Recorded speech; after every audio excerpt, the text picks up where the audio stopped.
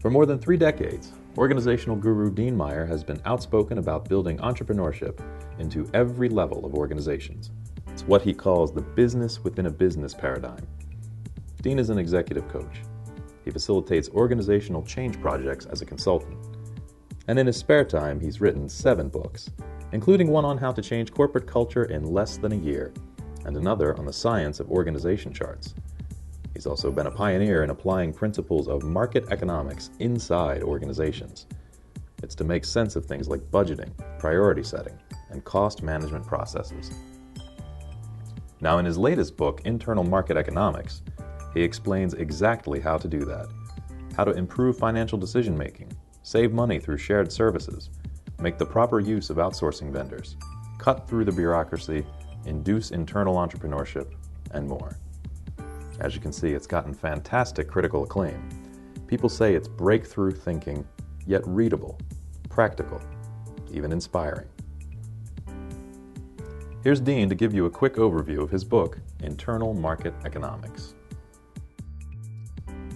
Hi, I'm Dean Meyer. In the next few minutes, I'm going to give you a summary of the book, Internal Market Economics, why you might be interested, the concepts, and practical steps to implement highly effective financial and resource governance processes. First, why should you care about internal market economics?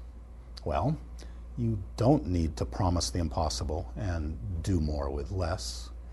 You don't need to accept customer expectations far beyond what your resources can deliver. You don't need to tolerate vague accusations that you cost too much or unfair comparisons to outsourcing. You don't need to get dragged into political debates over cost allocations. You don't need to live with a lack of executive perception of the value you deliver. You don't need to hold your breath and pray for year-end money to fund critical infrastructure and innovation investments. And you don't need to design complex, bureaucratic demand management processes to solve these problems. You see, all of these problems are created by traditional financial processes. But now we understand how to solve all these problems with a new breed of highly effective business-driven processes for budgeting, for rate setting, priority setting, and demand management. The breakthrough came when we applied principles of market economics inside organizations. We view your organization as a business within a business, and the people throughout the enterprise who benefit from your products and services are your customers, your marketplace. In market economics, customers get to decide what they buy, and they have to live within their means. You as the supplier are responsible for helping them see their opportunities and their choices, for offering them the best deal, and for delivering what they choose to buy with reliability and quality. The concept is common sense. We all believe in market economics in the real world, but of course the hard work was in figuring out practical methods and tools to implement that vision. It took me 20 years of study, but now we're there. So here's how internal market economics works. First, forget about allocating your costs to the business. You don't go to the grocery store and get a bill for your fair share of rent, electricity, and checkout clerks, perhaps based on the number of people in your family or other cost drivers. Like a store, your business within a business needs to price its products and services. Of course, that's pretty obvious if you charge your customers fee for service for what they buy, but you do not need chargebacks, that is actual money changing hands, to implement market economics. Let's say you get budget directly through the annual enterprise budget process.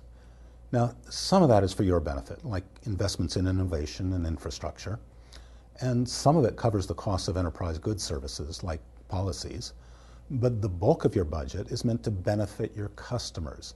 So the key to market economics is to think about your budget in a different way. You're not getting money to pay your costs. Instead, think of your budget as money put on deposit with you at the beginning of the year to buy your products and services all year long. And when you look at it this way, your budget creates a checkbook, and through a governance process that you design, your customers decide what checks to write. Of course, when they use this checkbook to buy your products and services, you get revenues that cover your costs. And now you've implemented market economics without chargebacks.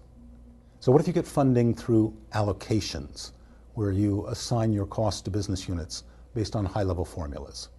Allocations are always controversial. From your customer's perspective, they're like taxation without representation. And of course, nobody likes being out of control of their costs, so your customers argue with you about the formulas and try to micromanage your spending to reduce their costs. Meanwhile, they still don't connect the money they pay you to the value they receive, your products and services. Well, you can turn this situation around by thinking of allocations differently, not spreading your costs to the business, but just like direct budget, as prepaid revenues. The allocations flow into a checkbook owned by each business unit. Then you can set up a governance process that empowers each business unit to decide what checks it writes to you. And once your customers are in control, they see the value they get for their money, well, controversies melt away. Of course, these market-based governance processes are predicated on your knowing the costs of your products and services. That has to be the full cost, including overhead and indirect costs, because you never want to ask for money for things that customers don't buy. So you'll need a cost model that links all your costs to your catalog of products and services. A transparent cost model builds trust, and it's the basis for internal market economics. There are two views of that cost model: your budget and your catalog with rates. First, an investment-based budget forecasts the cost of your products and services, what you plan to sell, not just what you plan to spend. This totally transforms the budget dialogue. Instead of debating your travel and training expenses, executives look at the proposed projects and services, and they base budget decisions on the needs of the business and the investment opportunities at hand. As long as your cost model is solid, executives will understand that they get what they pay for. So this takes care of the impossible do more with less demand. Also, your customers will better appreciate the value you deliver for a given level of funding. And a huge benefit to you, you leave the budget process with a crystal clear definition of what products and services your budget does and does not pay for. So that takes care of the problem of expectations exceeding your resources, a surefire recipe for failure. Second, the same cost model can be used to calculate unit costs, that is, rates in your product and service catalog. Rates are the best basis for fair comparisons with alternatives like decentralization and outsourcing, much more realistic than high-level statistics like budget as a percent of revenues or the cost of vaguely defined towers. And rates are used to estimate new projects and services and to generate invoices, whether to collect fee-for-service revenues if you charge back or to track those prepaid checkbooks. Note that the cost model, investment-based budget, and catalog with rates are prerequisite to setting up business-driven governance processes. So the first step in implementing internal market economics is to revamp your annual business and budget planning process to produce an investment-based budget and a catalog with rates. And that step alone has so many benefits. Then once that's in place, you have the foundation for business-driven priority setting, sometimes called portfolio management or demand management. So in a nutshell, that's what's in the book, Internal Market Economics. There's a lot more in there, including the implications for cost control, shared services, outsourcing, and management metrics. And there's lots of detail on how to implement internal market economics, right on down to step-by-step processes and systems architectures.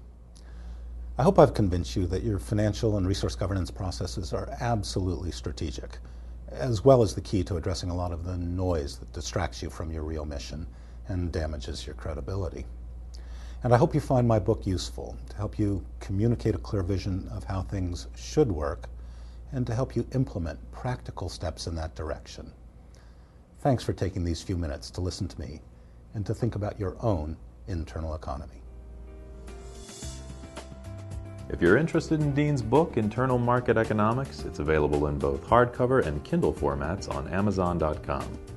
A quick way to find it is internalmarketeconomics.com. Or you might enjoy a free copy of Chapter 3, The Story of Poor Robert, who followed so-called best practices to his dismay. You might find it amusing and perhaps sadly familiar. It's certain to get you thinking about your current practices. For qualified executives, Dean also offers a complimentary telephone consultation. It could be a great sounding board on your financial and resource governance challenges. So for either the free Chapter 3 or to arrange a telephone consultation, just contact Dean's company, NDMA, at the phone number or email you see on your screen. We hope you found value in this quick overview of internal market economics. Thanks for watching.